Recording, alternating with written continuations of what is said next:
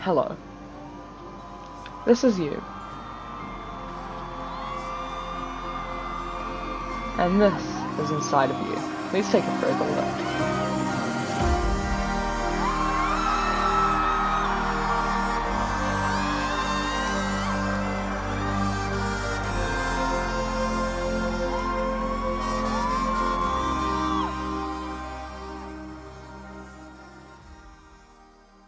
Hi, this is you, at least inside of you.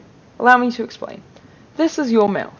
It contains your teeth, your tongue, and a lot of saliva. Let's start off with the incisors, often called the front teeth. Let's demonstrate. On a cheeseburger. Here you can see us cutting with scissors. This replicates how incisors work. As incisors are at the front of the mouth, they work like scissors by cutting off pieces of food for us to chew. That is why grass diet-based animals have large incisors. Next, let's talk about canines. Not those types of canines. These types of canines. Canines work like a knife, as they dig into food and rip it apart. Carnivores have massive canines. Canines are located around the middle of your mouth. Now for molars. Molars are the big teeth at the middle to back of your mouth, used for mashing your food. Here you can see us mashing the demonstration cheeseburger. Here is a diagram displaying the position of molars in your mouth. The strongest muscle in your body is next. The tongue. It's covered in a thin layer of skin and taste buds. This is used to push food back, push food to your teeth to be chewed, or for tasting. It's time for saliva. Saliva is a substance produced by your salivary glands. It is made of a mixture of amylase and water. We will learn more about amylase later.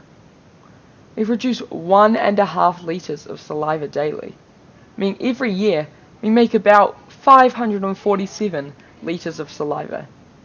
Meaning, in the average lifetime of a male in New Zealand, we produce a fuel tanker full of saliva.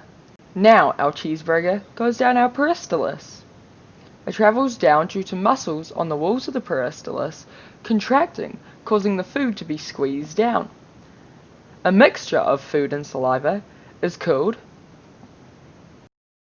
bolus. Here is us combining saliva and the mashed food to create a bolus.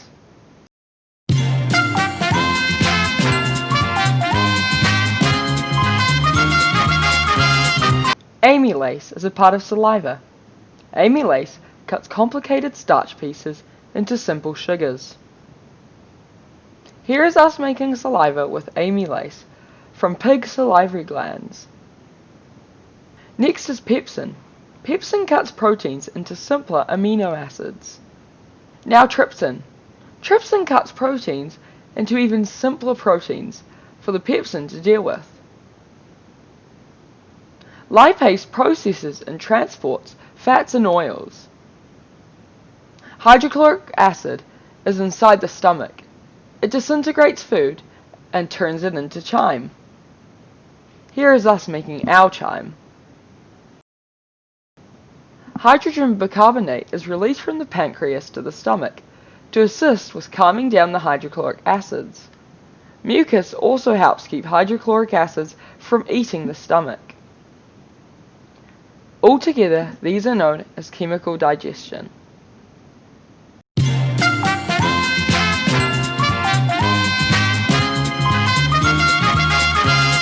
The esophagus, or oesophagus, or better known as the throat, connects the mouth, trachea, and peristalus. The trachea links into the lungs with oxygen from the mouth and nose. The stomach is where food is broken down by hydrochloric acid. The stomach walls are lined with mucus to stop the hydrochloric acid from breaking down them too. Here is a video of us making our chyme. The chyme then goes through the small intestines, where villi extract vitamins and nutrients, and place them directly into your blood. In order to assist with the still acidic chyme, bile made by the liver and stored by the gallbladder is supplied. Next, food travels through the large intestine.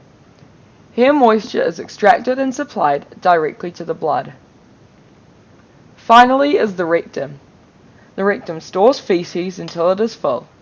When it is full, it sends a signal to the brain that it needs to excrete. This is when somebody will go to the toilet.